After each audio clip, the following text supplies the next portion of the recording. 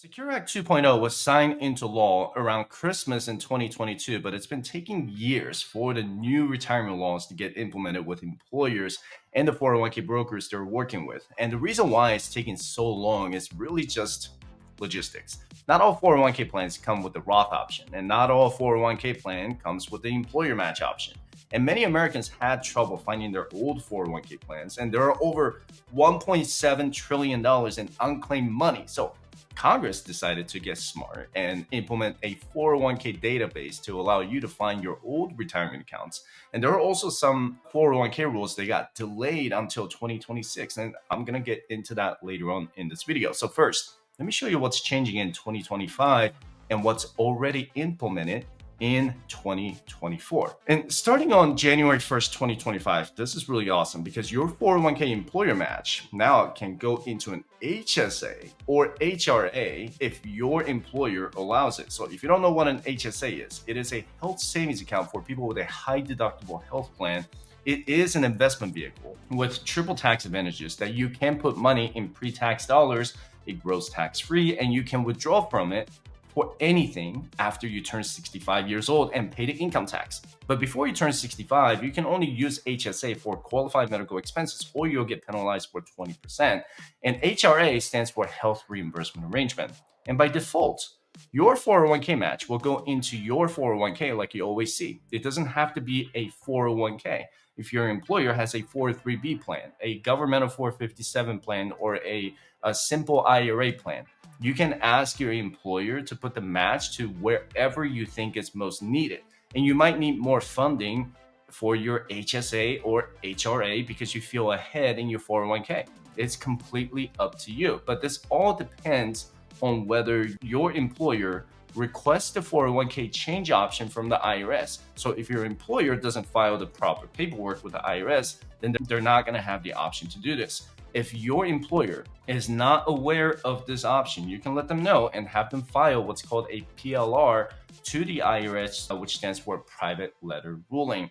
And another provision allows your employer to offer what's called student loan matching to the employee's 401ks. And this is especially beneficial for people who are repaying their student loans. So for example, if your student loan repayment is $200 a month and your employer match is $200 per month based on your salary, and because you're not contributing to your 401k due to student loan repayment, your employer could still make the $200 match if you show proof that you're making student loan repayments. But keep in mind that matching has to vest under the same schedule as other matching contributions. So your employer could require you to work for that company for, let's say, 3 years or 2 years to have the student loan matching completely vested, or you have to pay your employer back if you don't meet the vesting schedule. So make sure to ask your employer if they offer a student loan matching program for their 401k. And also starting in 2025,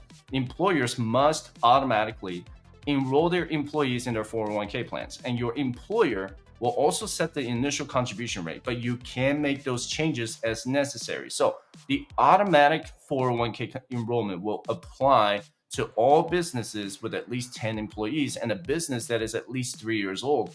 If the business has fewer than 10 employees or is under 3 years old, then the employer is exempt from the automatic enrollment requirement. State and local government and local churches, church plans are also exempt from this provision.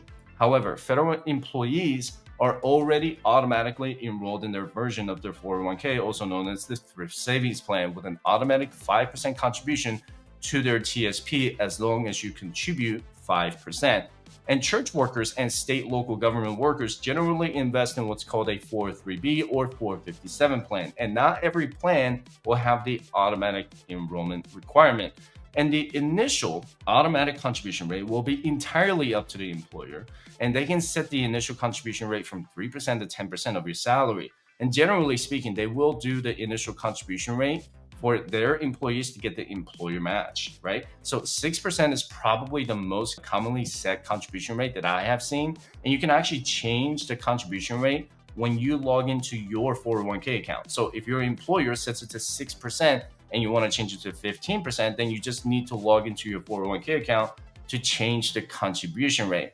And what you don't want to do is miss out on the employer match. If your employer matches 100% of your contribution up to 5%, then you want to make sure to contribute at least 5% to your 401k to get the other 5% from your employer. If your employer matches 50% of your contribution up to 10%, then you want to make sure to contribute at least 10% to your 401k to get the other 5% from your employer. And one thing to keep in mind is that your employer will preset your contribution to, let's say, 5%, and then automatically increase the contribution by 1% annually up to the maximum set by your employer. In most cases, it's 15%. So if you don't want your contribution to increase annually because you're actively paying off your high interest debt, then make sure to log into your 401k to turn off that annual contribution rate increase until your high interest debt is paid off. This is exactly what I did when I worked on paying off my debt way back in 2014. And I just contributed up to the 401k match. And then when I paid off my debt, I increased my contribution eventually to the maximum IRS limit. So what do you think is better? Investing $500 a month, making 10% return, or investing $1,000 a month, making a 7% return on investment? You can't figure out how much you can invest without a budget. There's no way around it. I personally tested out the budgeting app called YNAB, and it's not just an app that can track your income and expenses, but it can even help you create a plan to pay down your student loans, car loans, personal loans, or credit cards a lot faster. So if you're ready to change your life by getting out of the paycheck to paycheck cycle, you can get a free trial without any credit card information by using a link in the description below. And the next provision that's changing starting in 2025 is the 401k eligibility for part-time workers. So if you have a part-time job because you're going to school, or you have a part-time job because your other full-time job is to be a parent for your children, this might apply to you. So before 2025, you have to work at least 1,000 hours in a calendar year or 500 hours over 3 consecutive years to qualify for a 401k. And starting in 2025, those 3 years will be reduced to 500 hours for 2 consecutive years. Now, what does 1,000 hours look like in a year? Well, a full-time employee works 2,080 hours per year, assuming that they work 40 hours a week. So if you work 20 hours a week, then you'll have the eligibility to invest in a 401k. And if you work only 10 hours a week, then you'll need to work 2 consecutive years to invest in your employer's 401k. What you need to keep in mind is that if you have multiple jobs and each job comes with a 401k, your contribution limit is per person and not per plan. For 2025, the employee contribution limit is $23,500. So if you have a 401k with job number 1 that comes with a 5% employer match, and you have another 401k with job number 2 that comes with a 6% employer match, then you can contribute to both to get those matches free money, right? But you just need to make sure that your portion of the 401k contribution does not exceed $23,500. The employer match portion of your 401k cannot exceed $46,500. And here's one more change that is happening in 2025, and that is the higher catch-up contribution limit for people between the ages of 60 and 63. So as I mentioned earlier, the employee contribution limit is $23,500. If you're between the ages of 50 and 59 and 64 and above, your catch-up contribution limit is going to be $7,500 in addition to $23,500. And if you're between the ages of 60 and 63, you can contribute an extra $11,250 starting in 2025.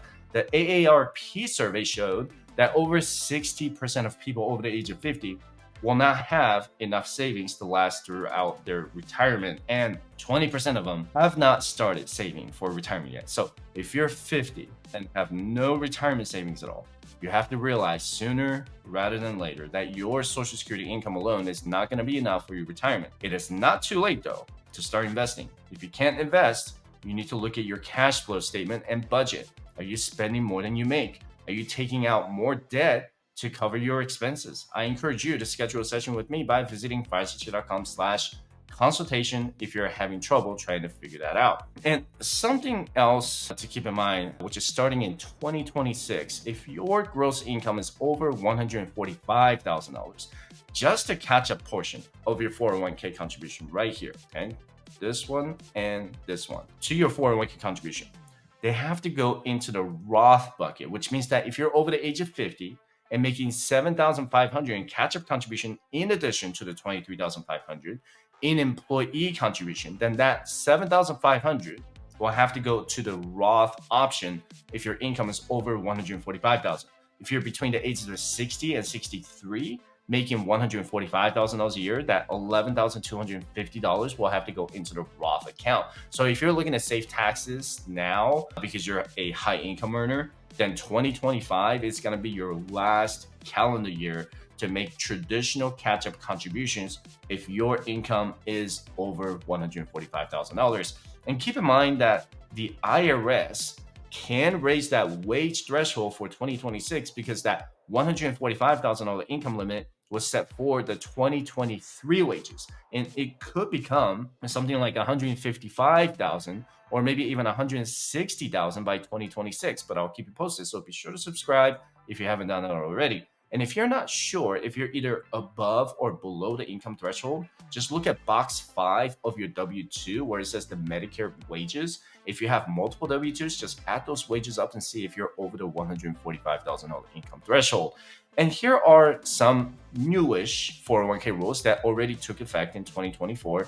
And one of them is to allow you to have the option to make your employer contributions or employer match converted to your Roth account. This is still not implemented in every 401k plan. So it's only done if your employer and 401k allow you to do this. But if you do have the Roth option, it's especially beneficial for people who are in the lower income bracket or just starting out their careers. In the past, all of your employer contributions or matches were only made in pre-tax dollars or in the traditional portion of your 401k.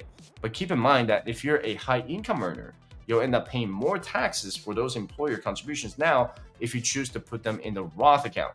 Whether you should contribute to traditional or Roth will depend entirely on your current financial situation, tax brackets, and future retirement income. The next provision allows you to create an emergency savings account inside your 401k, or also known as the ESA. So if your employer allows this, you're going to have an extra bucket that is going to be kept in cash. The contributions will be limited to $2,500 or lower, depending on your employer. And keep in mind that the first four withdrawals in a year will be tax and penalty free. Your employer could even do a match to help you boost your emergency savings inside your 401k. The $2,500 emergency savings will be kept as cash in an interest-bearing deposit account designed to preserve the principal and provide a reasonable rate of return. So you're not going to lose $2,500 to the stock market volatility. You should not be charged for any unreasonable fees, restrictions, or management expenses by keeping this account. And although this new benefit is nice, I still recommend keeping your emergency cash savings in a high yield savings account that's completely separate from the 401k. You do not want your emergency fund to be a part of your 401k. Leave your 401k alone for your retirement and keep your cash in a completely separate savings account. And this leads to another provision, and that's to allow their employees to make emergency withdrawals from their 401k investments. Under Secure Act 2.0, the $1,000 you withdraw once a year from your retirement account for emergencies is defined as meeting unforeseeable or immediate financial needs relating to necessary personal or family emergency expenses. In the past, anytime you made any early withdrawals from your 401k would require you to pay a 10% penalty. With this provision, you're allowed to withdraw up to $1,000 a year penalty-free, but you would still owe federal and state income taxes. And keep in mind that you're only allowed to withdraw once for $1,000 every year. And you will also need to replenish that $1,000 that you withdrew within 3 years of the date you made the withdrawal, okay? So I do not recommend taking any 401k out unless you absolutely have to. Taking any money out of your retirement will delay your retirement further. Again, this is why having an emergency fund in a high yield savings account is very important for your financial independence journey so that you never have to touch your retirement account. And lastly, the required minimum distributions, or RMDs, for your traditional 401k, traditional IRAs, SEP or simple IRAs by self-employed individuals, and inherited IRAs will change from 72 to 75 starting in 2033. The RMD already rose from 72 to 73 on January 1st, 2023. and the RMD will rise again from age 73 to 75 starting on January 1st, 2033.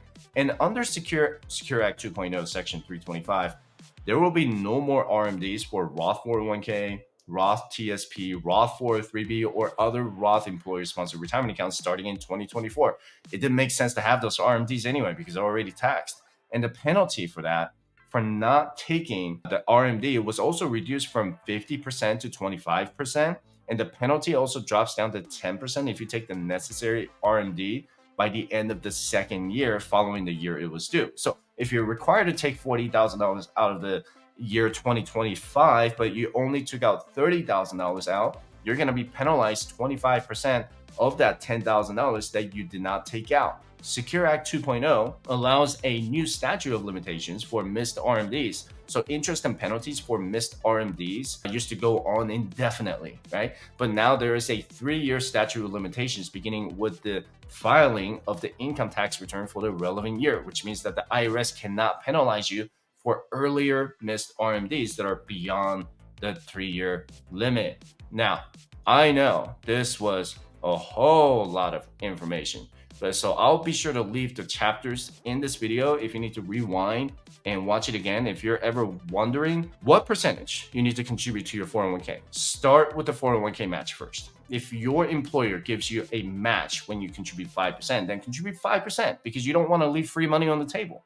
You want to slowly increase your contributions from 5%, 15%, 25%, and then eventually to the IRS maximum limit. Every day you delay your 401k investing is every day you could delay your retirement, and make 2025 your year to start taking retirement seriously, because your Social Security income alone is not going to be enough.